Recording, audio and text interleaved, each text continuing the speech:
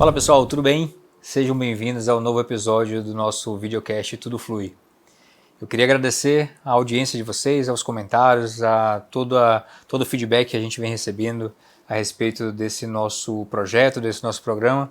E eu queria começar hoje agradecendo a presença de duas pessoas que toparam estar aqui, em especial um grande amigo, referência na nutrologia aqui no nosso estado, uma pessoa que, sem dúvida, quando a gente acompanha o trabalho, a gente percebe que trabalha realmente com ética, que trabalha dentro do conhecimento científico e que, obviamente, oferece dentro da clínica, e hoje é, acredito eu, uma clínica mais bem estruturada de nutrologia aqui do Maranhão. Eu queria agradecer a presença do amigo Wellington Reis. Então, obrigado pelo convite, é um prazer imenso estar aqui hoje no teu programa para falar um pouco da minha vida, das minhas experiências, expectativas, como foi essa jornada até aqui. Legal, legal. Eu queria agradecer também a presença da Débora. A Débora é estudante de medicina, nossa aluna lá na Universidade Selma, e é uma pessoa que tem tudo a ver com o conteúdo, além de ser médica daqui a pouco, é uma pessoa que é triatleta, está treinando aí para alguns desafios do triatlo e a gente vai falar bastante sobre saúde, sobre atividade física. E eu queria te agradecer por ter topado aí e estar conosco. Tiago, eu queria agradecer também, é uma honra dividir esse momento com vocês, principalmente para poder compartilhar um pouco da minha rotina e principalmente tirar algumas dúvidas que eu posso ter em relação a isso. Legal, legal. A gente começa, na verdade, o primeiro quadro desse bate-papo é para quebrar o gelo, né? A gente tem sempre ali um pouco de ansiedade, um pouco de nervosismo ali sobre o que vai ser conversado, o que vai ser perguntado.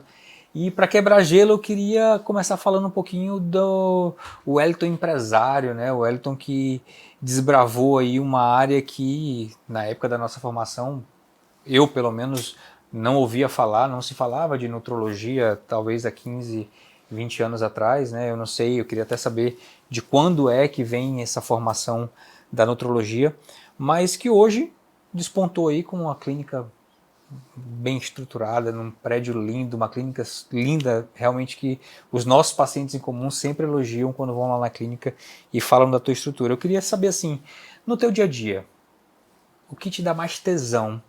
É aquele novo paciente que você olha a sua agenda assim, olha, tem 3 pacientes novos, hoje vai ser legal, novas histórias, ou é a parte do empresariado, do empreendedorismo, de gestão de pessoas? Como é que tu divide essa vida e o que te dá mais tesão hoje? Então, com relação à primeira pergunta que tu fez, né, o que fez ir para a nutrologia? Há 15, 20 anos atrás não se falava na faculdade sobre isso. E durante a faculdade, eu queria ir para alguma coisa que ajudasse nessa parte da mudança, da transformação. Eu queria fazer cirurgia plástica, residência, só que eu não consegui fazer o cursinho, estudar da maneira, por causa de problema familiar, eu tive que sustentar minha família antes de formar. E aí eu já engajei naquela vida de especialista de interior tal, né?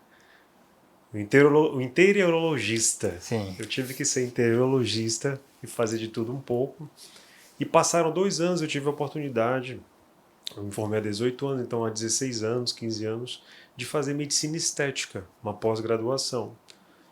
Foram 18 meses, 18 módulos, aí tinha o do peeling, tinha o do botox, e tinha o módulo de tratar as pessoas com sobrepeso e obesidade. De todo mundo que voltava para mim, a mulher que tinha o nariz mais quebrado, ficava com uma pirâmide do Egito no rosto lindo, ela falou, doutor, mas eu não fiquei igual a Xuxa. E quando vinham os pacientes acima do peso, vinham tudo com um presente me abraçando. Aí eu percebi assim, nossa, é isso que eu quero para mim. Essa gratidão que eu quero Esse receber. feedback que eu Esse quero. feedback, essa gratidão eu quero receber sempre na minha vida. E aí eu fui direcionado a fazer tudo relacionado a isso, que fosse eu adquirir conhecimento e ter todo um background voltado para ajudar as pessoas acima do peso. Então eu poderia dizer que na verdade não foi tu que escolheu, foi a nutrologia que acabou te escolhendo. Foi, Né? de Porque certa tu começou a forma, trabalhar em todas as áreas dessa parte de estética e o que realmente você percebeu que estava fazendo a diferença na vida das é pessoas de forma isso. positiva mesmo foi a nutrologia e tu falou, agora é aqui. E isso que é um resultado de reconhecimento que estava me dando na época. E um professor meu, na época, falou assim, cara, vai abrir uma turma de pós-graduação de medicina do esporte. Assim, pioneiro em São Paulo, eu falei, meu professor me convidando para ser colega dele de turma, então esse negócio vai ser bom. E aí eu fiz a medicina do esporte lá em São Paulo, os fins de semana também. Aí depois veio a nutrologia, depois veio coisas de obesidade. E aí fui trilhando um caminho onde não tinha assim, um caminho das pedras para você abrir um consultório voltado para isso. Então tive que desbravar caminhos, tive que abrir, tive que pegar muita porrada que no início não era tão bem visto. O pessoal achava que médico nutrólogo só passa hormônio e a maior 90% do meu público é obesidade e sobrepeso, né, terapia hormonal. Sim. Então isso eu tive que né, tirar essa imagem e reconstruir uma imagem de um médico responsável, de um médico que acolhe as pessoas, que transforma a vida das pessoas. Legal, legal. Aproveitando, né, a gente já iniciou um pouquinho aí, falando um pouquinho da origem da tua especialidade, da carreira, eu queria que tu contasse um pouquinho pra gente de onde tu veio, né? Quem é o Wellington? Nasceu onde? A formação, como é que foi esse processo aí? Já falou aí desse episódio de na formação ali no final já teve que correr para o mercado de trabalho, ajudar a sustentar a família e muitos têm essa necessidade no começo e acaba mudando realmente ali o planejamento todo que tu tinha feito. Conta pra gente um pouquinho sobre isso. Eu nasci em Belém, né? Eu sou paraense, belemense. E com 4 anos meu pai foi transferido do trabalho da Eletronorte de Belém, Pará, para cá, para São Luís. Então, praticamente eu só nasci lá. Eu me considero maranhense de coração. E estudei aqui nas escolas iniciais e terminei o ensino médio no Dom Bosco do Centro, CDB, que nem não existe mais hoje, né? Sim. E aí eu lembro que o meu pai, ele pagava 6 meses e os últimos 6 meses ele pagava com 13º, né? Para eu poder continuar estudando e fazer a rematrícula e tal. E cresci no bairro do Bequimão. E medicina na época só tinha turmas na Só tinha na UFMA, UFA. né? E aí fiz o vestibular, fiz o seriado, tinha os dois, aí consegui passar nos dois, consegui a vaga, graças a Deus. Estudava bastante, né? Eu botava o cronograma assim das coisas no quarto, o que tinha que estudar. E às vezes nem, no último ano nem ia às vezes para a escola, né? Se o professor não botasse falta, não, vou estudar em casa. Acho que o meu cronograma está melhor do que na escola. E aí deu certo. E Legal. foram 6 anos de luta e combate lá dentro da UFMA. Legal, legal. E como é que foi essa virada de carreira, assim, de sair do interior, né? Começou a fazer uns cursos, obviamente, eu acredito que na época pensando em melhorar a qualidade de vida, ninguém aguenta ficar muito tempo se a estrada, indo para o interior, PSF, plantão e etc. E falou, vou fazer estética, vou voltar para São Luís e etc. Depois acabou entrando na nutrologia e entrou de cabeça, etc. Como é que foi essa transição? Como é que tu percebeu assim que era o momento de largar tudo e de encarar aqui em São Luís, encarar essa nova especialidade ali como uma especialidade que você ia acabar tocando para Então, frente? quando apareceu a oportunidade de fazer essa pós-graduação em medicina estética, foi aqui em São Luís.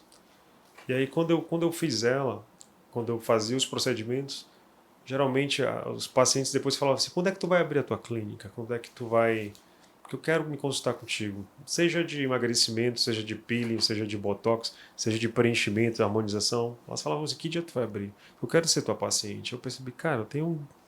Onde eu faço, que eu me dedico, parece que eu tenho um resultado bom, né?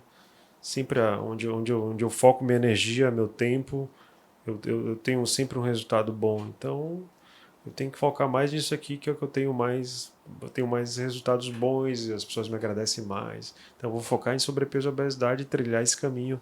Porque que eu tenho que aprender, eu vou aprender para fazer um background bom para abrir uma clínica disso aqui e sair daquele estilo de vida que, para quem não é da cidade do interior do Maranhão, nunca vai se sentir em casa. Como a gente se sente aqui em São Luís, quem é daqui como eu era, queria morar na minha casa, queria estar aqui, né? E realmente a qualidade de vida é menor nessa vida de PSF, de plantão, passava 48 horas, 72 horas de fim de semana, às vezes ter que gerir cesárea, ter que gerir um parto normal, e de repente atende criança, entendeu? Então, De tudo um pouco. de tudo um pouco e acaba que tu fica desgostoso com o tempo, né? Sim. E tem que pensar em expandir, ter novos horizontes, e isso me fez procurar, né, melhorar de vida nesse sentido, né? Quando a gente analisa o trabalho que tu executa hoje, e a maioria dos médicos estão bem posicionados ali, a gente falando, a gente acaba falando um pouco sobre rede social, a gente fala um pouco sobre expor o seu trabalho, expor o que está se fazendo dentro do consultório. A gente, e eu sou um seguidor, adoro rede social e as pessoas que eu admiro, que eu gosto, eu sigo e vou utilizando aquilo como referência. E eu te sigo, eu vejo bastante conteúdo, inclusive queria parabenizar que os conteúdos ultimamente estão realmente bem bacanas, assim, estão fazendo com que a gente queira assistir até o final do vídeo. Eu acho que isso é um diferencial. Eu que gosto de criar conteúdo, estou pegando algumas dicas para tentar fazer uns conteúdos interessantes e legais assim como o teu. Mas falando sobre diferenciação, pô, estudar é uma obrigação. Ter conhecimento técnico é uma obrigação. O que te coloca como referência hoje, o que te faz ser uma pessoa que o paciente com sobrepeso, o paciente com obesidade, o paciente sedentário quer buscar consultar? Tu acha que a comunicação, ser comunicativo, é um grande diferencial, é o que fez uma grande diferença para tu chegar onde chegou hoje? Primeiro, eu não me considero uma referência e isso me faz buscar cada vez ser melhor. Parece que eu estou numa uma corrida eterna atrás de conhecimento, atrás de aprendizado, médico e não médico. Então, não me reconhecer como referência me faz eu estar ainda buscando Ser referência. sempre isso, né? Então é uma busca frenética, constante. Parece que nunca tô satisfeito pelo conhecimento, pelo saber, tanto de coisa médica quanto não médica, inclusive rede social, inclusive Instagram, inclusive stories, inclusive Reels, tudo eu faço um curso específico ou mais de um curso específico. E qual foi a segunda pergunta? É a respeito da habilidade com a fala, realmente, com Sobre a a comunicação, se é comunicação. importante. A comunicação assertiva, ela só é importante quando tu tem uma escuta muito ativa, né? Sobre o que a pessoa quer, o que ela fala, quais são as dores e o que tu consegue ouvir para que possa ajudar ela no resultado final dela. Porque às vezes ela vem para mim, ela está acima do peso.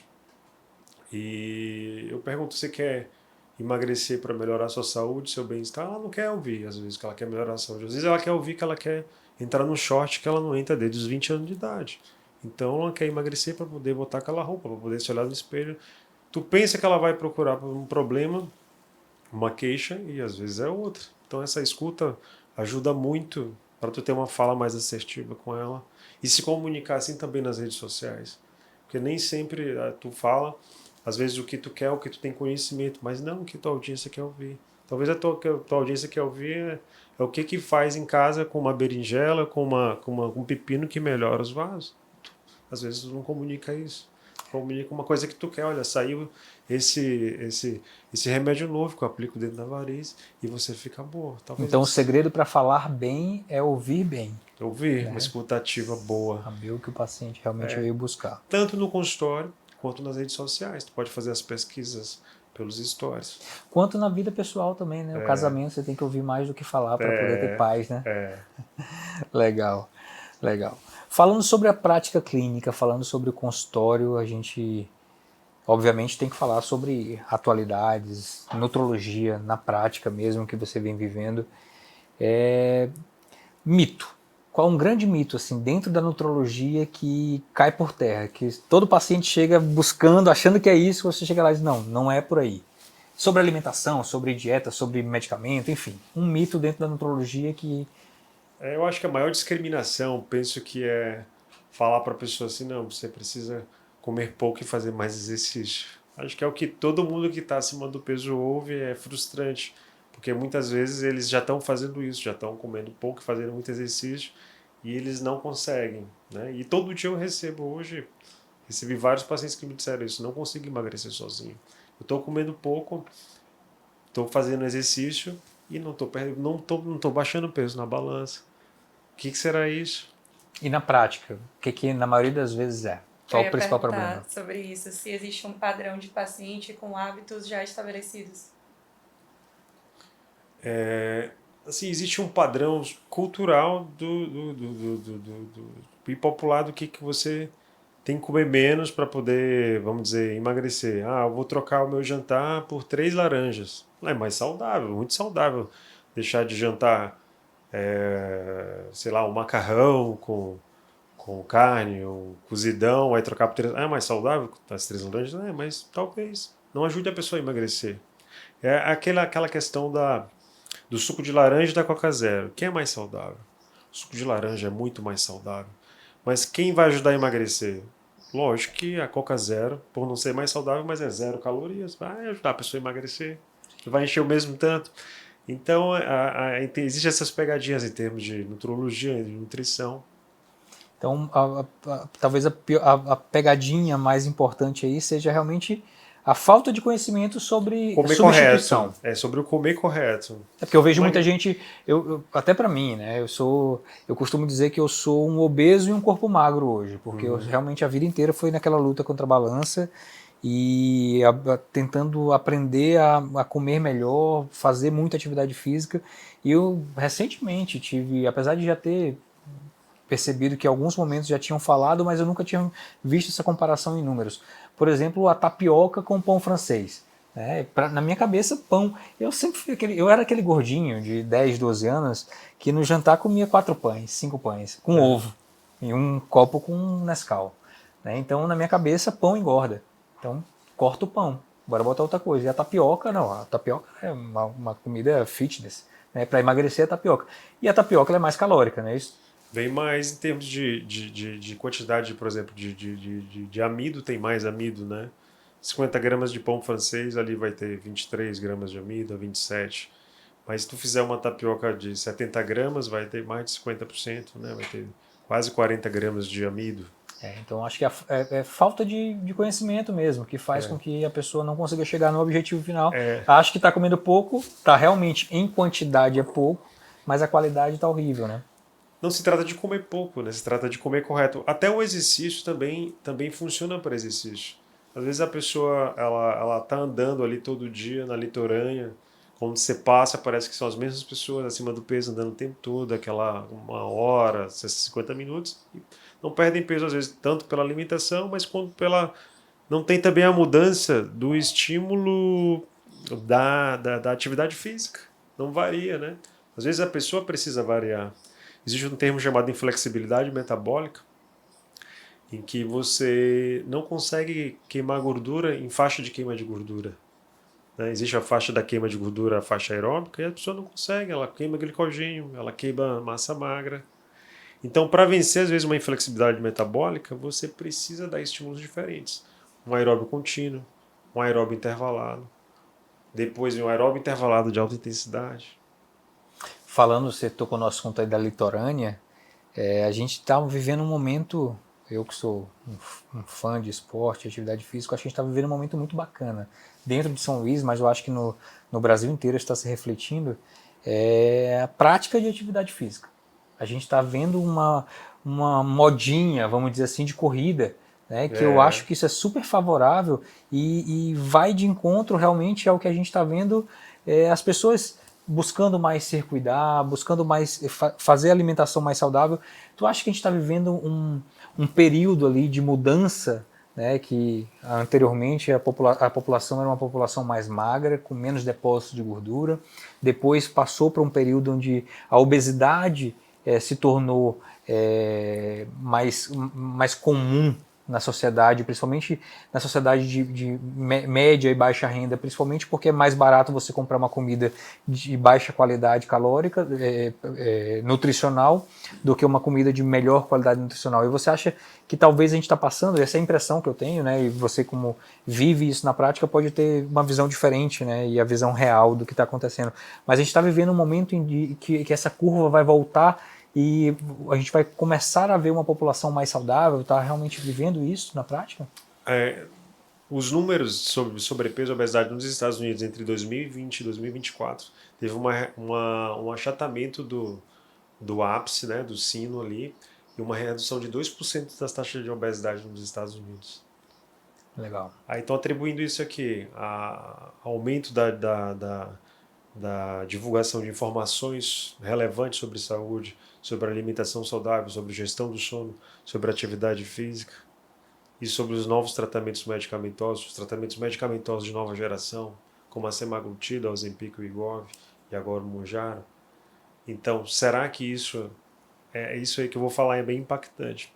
Será que eles botaram no título da revista, acho que saiu em várias, o efeito Ozempic?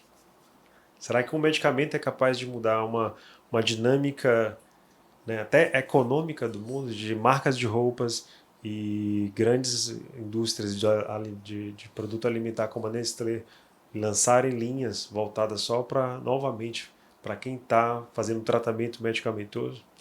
Então, esse efeito Ozempic é uma coisa impressionante. Isso é bem interessante mesmo e fazia parte aqui do que eu estava pensando ali em comentar e perguntar sobre essas medicações, né? A gente está vivendo um momento em que é até preocupante, vamos dizer assim, porque em toda esquina você olha alguém comercializando essas medicações, principalmente a tirzepatida, que é o Mounjaro, porque não vende na farmácia, então as pessoas têm facilidade de comprar no exterior e trazer e comercializar. Eu mesmo, no meu Instagram, quantas pessoas fora da área da saúde botam no Stories, tô vendendo dose, eu digo, cara, é mercado negro, realmente virou o tráfico de medicamentos. Isso, obviamente, preocupa porque a gente sabe que, por mais que seja uma medicação segura, toda medicação tem efeitos colaterais e tem pacientes que têm indicação e tem pacientes que não têm indicação. Essa é a minha pergunta. Quando a gente recebe um paciente hoje, né, e na minha prática, hoje eu recebo muitos pacientes sedentários com sobrepeso e obesidade, porque eu trato lipedema e porque a insuficiência venosa também caminha muito junto com esse paciente com sobrepeso e obesidade. Quem é o paciente que de cara você vê, não, esse paciente vai se beneficiar dessas medicações, dos análogos, por exemplo? O paciente que tu vê que aquele problema dela que ela tem em termos de a relação que ela tem com a comida, o acúmulo que ela tem de gordura já segue ela há muitos anos, vamos dizer, uma pessoa que vai entrar na medicação e pode usar a longo prazo, pessoa com obesidade grau 3, obesidade grau mórbida, provavelmente sim. Aquele paciente que era candidato para cirurgia não vai ser mais, pode usar a medicação mais a longo prazo, né? Hoje está com o Wegovy, depois passa para o Mounjaro, depois passa para uma melhor. Talvez essa seja a expectativa para esse nível já, esse grau de MC, de peso, né, para a altura da pessoa. E outras pessoas já têm a tendência, um transtorno de compulsão alimentar periódico, em períodos, em fases que o trabalho aperta ou que está tendo algum estresse, que a comida vai ser, o alívio vai ser a recompensa, é o que vai passar, é o que vai dar a recompensa, mas depois já vai de novo cair naquele ciclo vicioso de estar triste. Então são pessoas que podem, né, precisam logo de cara, porque senão elas ganham peso, ficam com baixa autoestima, comem mais, ganham peso, ficam com baixa autoestima. Então é um tratamento muito bem recomendado. Em termos desses pacientes, eles de cara têm. Mas existe a indicação científica, que é MC acima de 30, que é obesidade grau 1, grau 2, grau 3, ou acima de 25, que é sobrepeso com alguma comorbidade, seja uma artrose, seja colesterol alto, seja pressão alta, já tem indicação clássica em guideline. Mas a obesidade é uma doença crônica, né, um problema de saúde pública recorrente, e é possível e é esperado que esses pacientes com obesidade, que vão conseguir chegar ali numa faixa de peso, no IMC ali 25, 26, 27, 28, até que o paciente que está vindo lá de um IMC de 34, 35 chegar no 28, ele muitas vezes ele diz assim, estou satisfeito, era isso que eu buscava. Mas é esperado que esses pacientes vão acabar necessitando de fazer uso dessas medicações para a vida inteira. Os estudiosos do assunto, vocês que vivem isso na prática, vocês já visualizam que esses pacientes vão precisar usar, por exemplo, o análogo do GLP-1, falando, por exemplo, do que a gente tem hoje no mercado aqui no Brasil, que é o Ozempic, né, que está comercializado na farmácia. Até o Mounjaro vai começar agora, né, em junho, se não me engano. 7 de junho. 7 de junho vai ter na farmácia. Mas o Ozempic, que é o que nós temos, o paciente tem que ter em consciência, pô, perdi peso, vou diminuir a dose, mas não vou largar a medicação, ou não. Ele pode sonhar e dizer assim, cara, vou chegar naquele alvo e depois eu vou conseguir ficar sem medicamento. Como é que é esse bate-papo com os pacientes que te procuram? Tem muitos pacientes que nunca fizeram um tratamento medicamentoso, tem até preconceito em relação a isso. Vou usar a vida toda. Vou usar a vida toda, vou me viciar. Eu não vou tomar não, porque eu vou me viciar. Dependente. Exato, vou virar dependente. Como é que é isso? Realmente vai ser necessário esses pacientes, ou é um perfil exclusivo de pacientes que vão ter que tomar para a vida toda, outros vão conseguir abandonar? Como é que é isso? Como já existe um certo tabu, um certo mito e uma certa desinformação com discriminação, eu costumo educar o meu paciente e dizer para ele que vão ser 3 fases. Existem 3 fases do tratamento. A primeira fase é a perda de peso. Aquela perda de peso mais rápida, ele precisa perder 20 quilos, 30 quilos. Primeira fase, perda de peso. A segunda fase que eu falo para ele é a manutenção da perda de peso. Igual depressão, eu faço uma analogia. Imagina aquela mulher com depressão, não sai de casa, não bota roupa, não se maqueia, tá mal. Ela vai consultando o psiquiatra, ele passa um remédio, mudança da alimentação, sono e tal. Aí depois de 2, 3 meses volta a sair de casa, volta a se maquiar, tá com o humor normal de novo. Assim é com a perda de peso. Aquela perda de peso rápida inicial que vai motivar aquela pessoa. Aí por que a mulher voltou a sair de casa, está feliz? Ela para o tratamento medicamentoso de depressão ou não? Faz a manutenção, né? Então a gente faz a manutenção da perda de peso. Só que a manutenção pode durar muito tempo, pode durar pouco tempo, a gente não sabe. Até chegar à terceira fase, que é o desmame.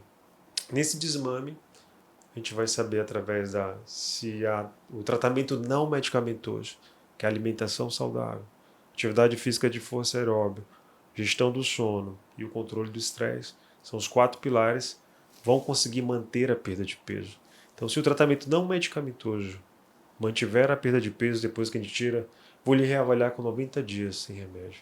Ah, não ganhou peso, ótimo. Vou lhe ver daqui a 90 dias de novo. Ah, não ganhou peso, vou lhe ver daqui a 6 meses. Perfeito, não ganhou peso. Então vou lhe ver daqui a 1 ano. Igual cardiologista, só de ano em ano. Ou ginecologista, só de ano em ano. Para monitorizar o seu peso, entendeu? E lógico, vão ter pessoas que vão usar a vida toda. Pessoas que vão precisar usar igual o antihipertensivo, igual o antidiabético. Vão precisar a vida toda para poder se manter no peso, porque senão vai ter reganho de peso, que é pior o reganho de peso, né? É como se fosse a questão da cirurgia, né? Algumas pessoas buscam a cirurgia, às vezes plástica, quando tem indicação, e não mudam os hábitos. Então, a medicação ou então a cirurgia seria uma ponte, mas não necessariamente ele conseguiria ficar naquele lugar. E parece que sempre é pior quando tem recorrência, né? A pessoa não muda a alimentação, não faz atividade física, faz a lipo. E depois, quando ganha peso, ganha na barriga, no depósito que é inerte metabolicamente, aquele depósito que não tem papel no metabolismo, não. É intraabdominal, né? É visceral que ela ganha, visceral. Porque a pele está coladinha. E aí, metabolicamente ativa, piora a saúde dela. Então, seja cirurgia, seja tratamento clínico, se não tiver mudança no estilo de vida e mudança comportamental, vai ser um resultado provisório e depois a recorrência é muito pior.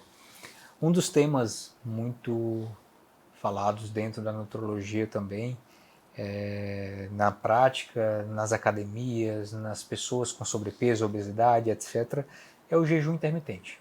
Jejum intermitente que pode ou não andar junto com a dieta cetogênica.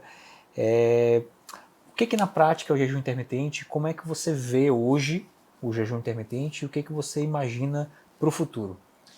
O que eu vejo hoje sobre o jejum intermitente é que existe na medicina linhas de pensamento.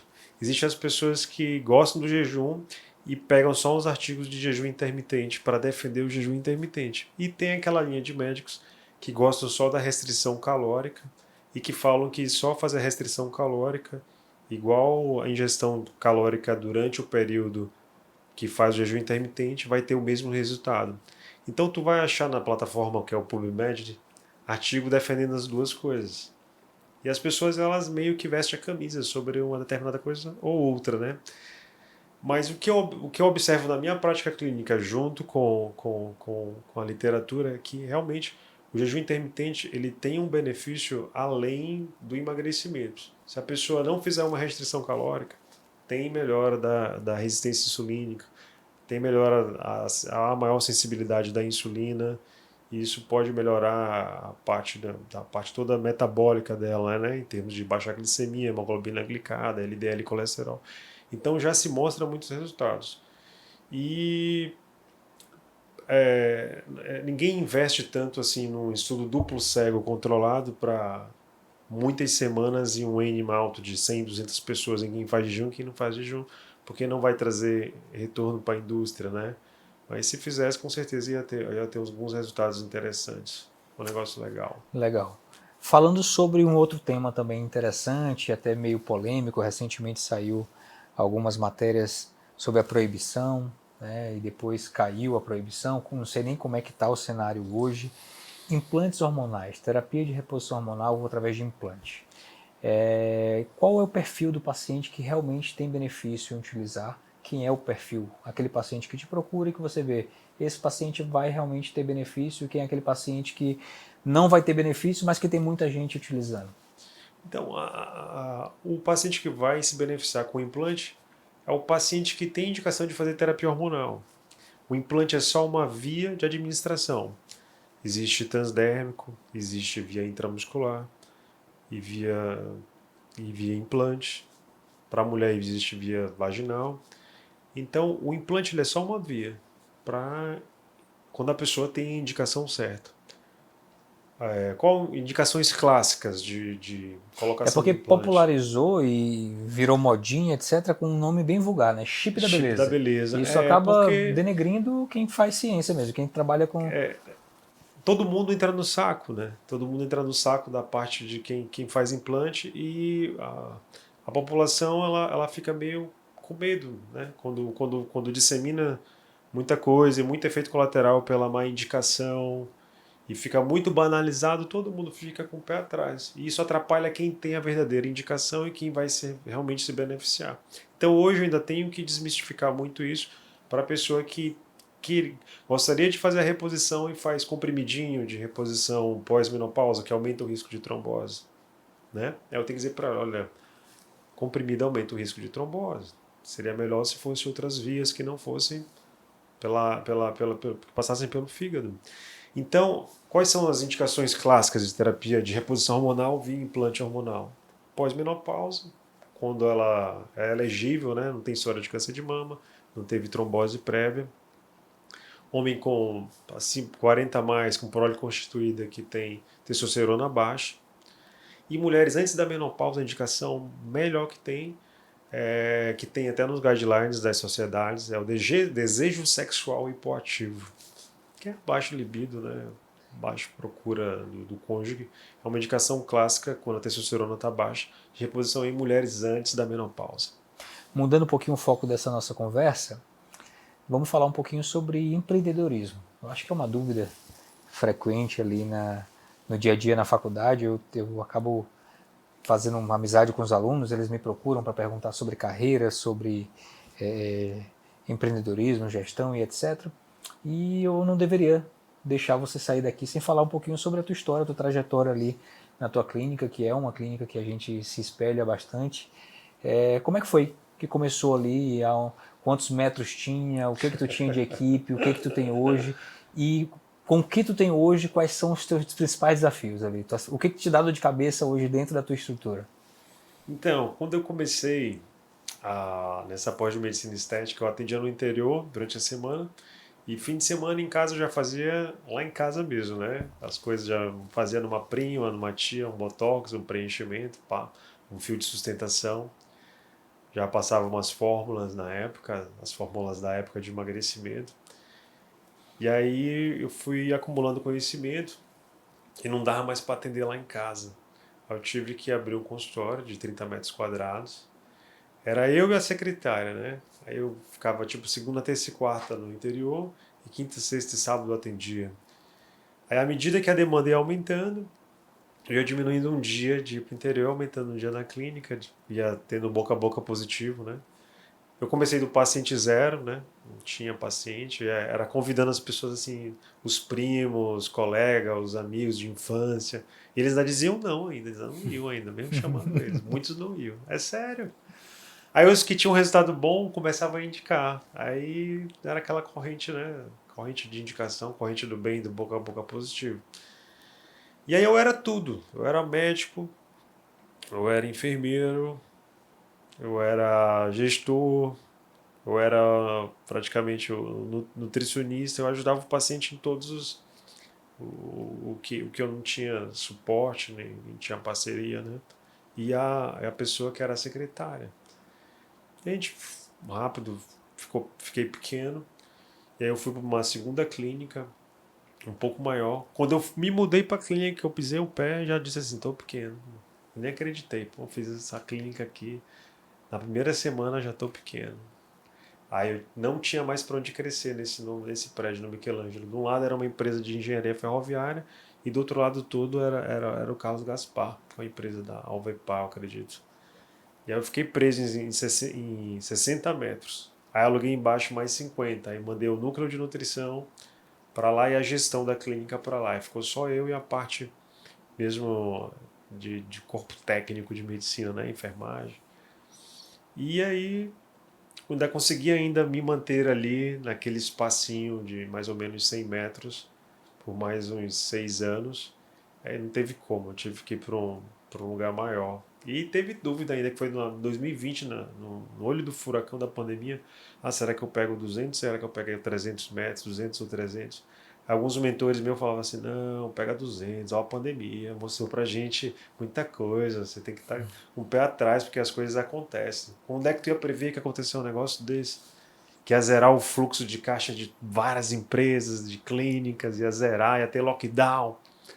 Aí outros mais positivos falam assim, não, pega 300. Vai dar certo, vai prosperar, vai dar certo. E quando eu peguei 300, eu já preenchi ela toda já. Legal. Eu achei interessante esse ponto que ele falou da pandemia, né? Uhum. E no começo da entrevista o senhor falou sobre a questão do boom dos esportes dessa vida saudável. Tu consegue relacionar essa mudança de hábito também com a questão do mundo pós-pandemia? Sem dúvida, eu acredito que o Covid-19, a pandemia em si, ela abriu os olhos da gente, né? Principalmente para os fatores de risco que mais matavam no Covid. Então, sobrepeso, obesidade, tabagismo. Então, tudo isso que teve muito impacto negativo na pandemia fez com que a gente, né, mudasse muito essa informação sobre cuidado de saúde, né, e as redes sociais cada vez mais tendo um impacto maior de influência, microinfluência, macroinfluência, em termos de mudança nos hábitos de vida, fez com que a gente, né, visse mais a mudança na população, mais a busca por médicos, mais homem procurando os médicos, coisas que a gente não via homem procurando tantos Verdade. especialistas antes. Eu me consultei com o Thiago para fazer meu duplo das pernas já. Essa parte das influências, como é que o senhor consegue lidar com isso? É questão de comparação, né? Deve existir muito. Tem, elas me mostram muito foto para eu querer ficar com o corpo bem assim. Aí eu falei, tu vai viver disso aqui, porque tu vai ter que fazer 1 hora de aeróbio, 1 hora de musculação, vai estar pesando as coisas, vai ter que estar dormindo no horário certo e tal. Vai viver com essa vida para manter nesse corpo que talvez não seja tão tangível assim, se manter nesse shape, ou fazer uma coisa muito avançada, ou sofrer os efeitos colaterais disso aqui. Acho que não. Eu falo para ela, isso aqui é alcançável, isso aqui não é alcançável, isso aqui é para porque ela vive disso, né? Então Sim. quem vive disso, às vezes, por like é muita coisa, vale para algumas pessoas, para outras não, né? Para outras realmente não. A gente vai agora para um outro momento aqui, um quadro do nosso programa chamado Momento Tudo Flui. É um momento em que a gente quer ouvir do nosso convidado uma fase ali, um momento da vida pode ser pessoal ou profissional, que você achou que travou, você viu, cara, não vai dar, não vou conseguir, vou ter que recuar, mas que de repente a chave virou, fluiu e você diz, olha, deu tudo certo. E agora está aqui para contar esse momento para gente. Eu tenho uma história para te contar. Quando eu estava nesse consultório pequeno de 30 metros e eu estava começando a crescer, aí eu procurei um nutricionista daqui que já era conhecido. Ele não é daqui, ele é de fora daqui, não está mais nem aqui em São Luís, para a gente trabalhar em parceria, né? Ele tinha um valor X aqui em São Luís, né? Já era um valor alto na época. Aí ele falou assim, olha, eu só vou trabalhar para ti se o valor for 2x, assim assado, e já te digo que tu não é lá essas coisas. Eu falei assim, pô, esse bicho, além de botar um preço mais caro para ser meu parceiro, ainda tá me humilhando. Eu falei assim, cara, vou fazer de tudo para eu construir uma imagem muito boa minha, estudar e ter um background muito bom para eu conseguir dar as orientações para o meu paciente, já que esse cara não quer ou não quer ser meu parceiro. E isso foi uma virada de chave na minha vida, que eu consegui oferecer para os pacientes que eu acharia que só ele poderia dar. E aí eu consegui fazer todo esse aparato, esse conhecimento e entregar assim dentro daquela realidade que eu tinha os 100% para o paciente ter o resultado de emagrecimento, qualidade de vida, vitalidade e conseguir manter. Então acho que receber ou não e ser humilhado, acho que fez eu É um querer. gás diferente, A né? grande Foi, motivação. acho É que tipo lá na juventude, o cara gordinho, pega um chifre, o cara diz, agora não, agora eu vou pra academia, emagrecer e é um gás a mais. foi, meu irmão, mudou minha vida. Esse cara, eu agradeço ele. Pô, obrigado, meu irmão. Manda um vinho pra ele de Um presente aí abraço. no final do Obrigado pelo ano. não que tu me disse e pelas coisas que tu Legal, falou de mim. legal. Ajudou. E falando sobre finanças, né? Vamos falar sobre um assunto que é um tabu dentro da medicina, principalmente. As pessoas não gostam muito de falar, não gostam de mostrar o que tem, o que faz. Mas esse é um programa que um dos principais incentivadores foram os meus alunos, as pessoas que me acompanham e que admiram o meu trabalho, que perguntam sobre o meu dia a dia, e eu gosto de postar na minha rede social também como é que é a minha vida fora da medicina. Eu acabo tendo ali uns investimentos na agropecuária, um suíno e etc. Eu me divirto naquilo, é uma coisa que eu tenho bastante tesão em fazer. Mas eu queria saber do Wellington. O Wellington fora daquele Wellington da clínica, do Instagram, que a gente vê, pai de uma menina linda, casado. O que o Wellington faz fora da medicina do ponto de vista financeiro? Tem algum outro tipo de investimento? Investe em bolsa, investe em algo físico, imóveis, leilões? Como é que é a vida do Wellington financeiro ou não? É 100% focado em investir na clínica, em empreender dentro da medicina. Então, meu foco ele é extremamente seletivo em termos de investimentos, né? Eu não sei investir em imóveis, não sei investir em terrenos, não sei investir no agro, então eu só invisto tudo em mercado financeiro. Sozinho? E não, Estudou? Eu tenho... não. Até para estudar assim a fundo, se eu for estudar muito mercado financeiro, eu vou desfocar do estudo do que eu preciso mais, que é a minha fonte de renda. Então eu tenho assessores, né? Eu estudo e tenho assessores para saber onde está sendo alocado, qual vai ser o retorno, qual vai a segurança. Eu aloco no Safra, tenho um consultor no Safra, um abraço para a Aeroids, um abraço para o Gotani da BTG também, e um abraço para o Juan Pablo das Criptos, que me ajuda também. É uma coisa nova que eu tenho gostado bastante, Que é bacana. essa área de cripto. As moedas tecnológicas aí, Isso aí, Bitcoin. tenho gostado particularmente bem mais do que os outros. Legal. Bitcoin é algo que é famoso ou ama ou odeia, né? Quem não tá dentro tá falando mal. E quem tá dentro tá colhendo fruto É aí. verdade. Bacana, bacana. Compartilhou a receita e as pessoas para orientar, Como eu né? sou consultor das pessoas em termos de saúde, mudança de vida, de emagrecimento, eu prefiro ter consultores na parte do mercado financeiro. Legal. Seja renda variável, seja renda fixa ou seja cripto. investir o teu tempo de estudo em coisas que realmente faz sentido para ti, que Isso. é o que está te trazendo retorno para investir em outro lugar. É a minha renda, né, Perfeito. ativa ali que demanda do meu tempo. Mas o que não demanda do meu tempo, eu contrato pessoas que me ajudam. Perfeito. Eu queria agora, nós estamos indo para a fase final aí desse bate-papo bem legal, acho que a gente aprendeu bastante e se inspirou nessa conversa.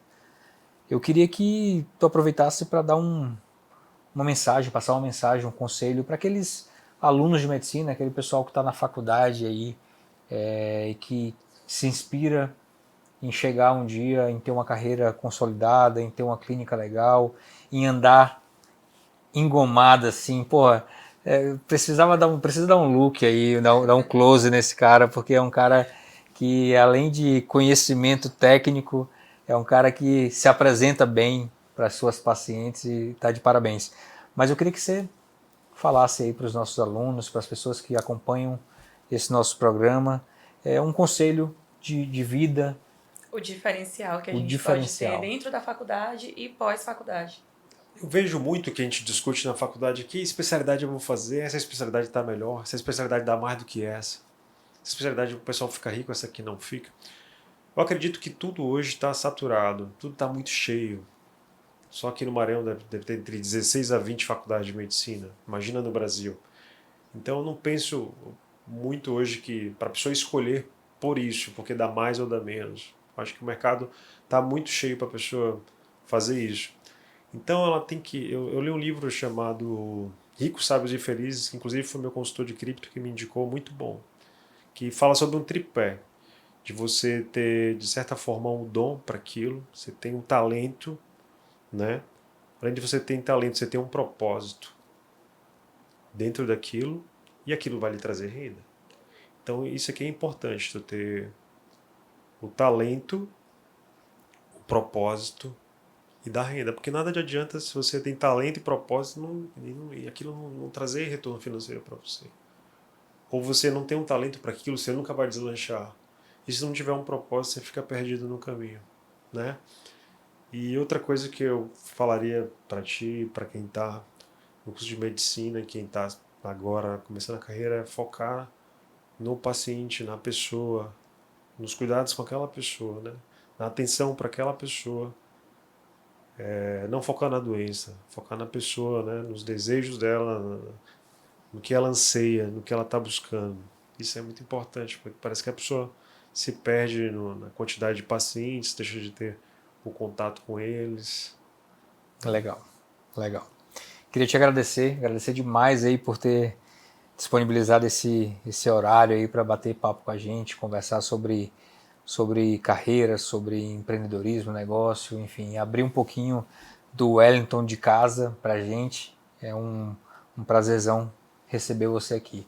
Eu queria que você falasse aonde é que as pessoas conseguem te encontrar, falasse tua rede social e onde fica a tua clínica, para que as pessoas que necessitam aí de um acompanhamento dessa parte de nutrologia, medicina esportiva e queiram ter uma vida mais saudável possam marcar uma consulta e te conhecer melhor. Obrigado mais uma vez pelo convite.